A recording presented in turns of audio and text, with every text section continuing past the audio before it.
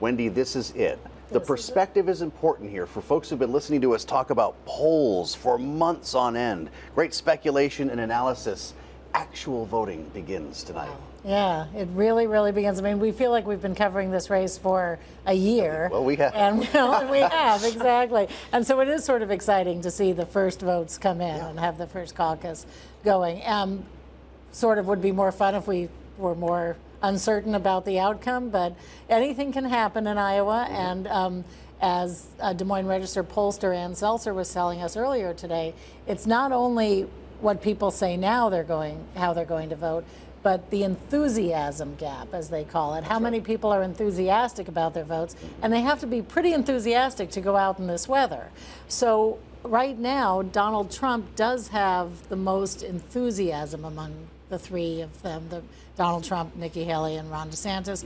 Ron DeSantis does have this excellent ground game, which can help because you have people really working to get you to the polls. He was even offering to have, not him, but have people shovel others' driveways to get out. Nikki Haley, who does need to do well to go on to New Hampshire, has the smallest enthusiasm among caucus goers. Well, in that Des Moines Register poll you were referring to, Christian, 9% said they were enthusiastic about caucusing for her. For former President Trump, it was 49%. So for Nikki Haley's campaign, knowing that you've spent a lot of time covering her, you've spent a great deal of time here in Iowa, what's going to constitute a win for them? Yeah. Is number 3 satisfying for the Haley campaign? You know, I think that's a really good question. The stakes are really high for, DeSantis and Nikki Haley. I think anything less than a big win for Donald Trump would come as a surprise. I'm going to be watching Nikki Haley and DeSantis. I think how they fight out this race, the outcome of this will be really big for them. The stakes are so high. I mean, for DeSantis, I think if he does not perform strongly tonight, it's going to be very difficult for him to make the argument to donors and voters alike. How is he going to continue? How is he going to make it past New Hampshire, where he's not polling very well? Yeah. How is he going to make it to South Carolina? How can he make it to Super Tuesday? But I think for Nikki Haley, the question is, how well can she perform tonight? I think a second place win would be very good for her. It will give her the momentum that she needs in New Hampshire, where she's performing a little bit stronger. And I could see that her placing in second place tonight could make the argument that she has what it takes to compete in this race. So the stakes are very high for all of the candidates, but especially those who are fighting for second place. Speaking to Donald Trump's chances of potentially winning this was Jim Jordan, the congressman chair of the Judiciary Committee, joined us at this table earlier to talk about it. Here he is. I think he's going to win. I mean, I don't know what the margin is going to be. My guess is he'll win by greater than 12, but I think he's going to win tomorrow night. I think he's going to win in New Hampshire. I think he's going to win in South Carolina. I think he's going to be our nominee. And most importantly, I think he's going to be our next president. So does the margin matter? I don't think the margin matters. You got to win, but I mean, if it's big, all the better. Does the margin matter to the man himself, though, if not to you? Winning matters. I mean, I learned a long time ago, winning beats losing every single time. So the goal is to win. Whatever that margin is, I'm fine with it. But I do think he's going to win big. Who knows what the number is? I don't think the cold weather hurts his supporters. I think they're coming. I was at a rally today, and it was packed. And, I don't know what the other candidates are getting, but my guess is nothing close to what turning away people when it's 20 below zero. They came out, so it was a big crowd. We had that conversation roughly around this time yesterday. So it's a game of expectations, as you were both discussing. Wendy, are we obsessing too much over this? The idea of whether Donald Trump gets over 50 or minus 50, is that going to matter after we leave Iowa?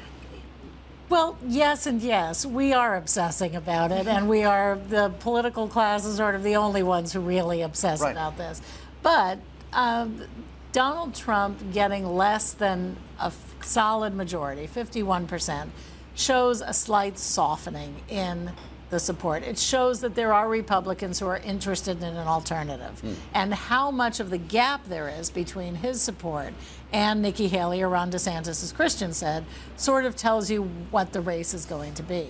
And Nikki Haley needs a good showing so she can go to New Hampshire, where she's just behind Donald Trump and attracting a lot of independents and possibly some Democrats to cross over and vote for her in the primary.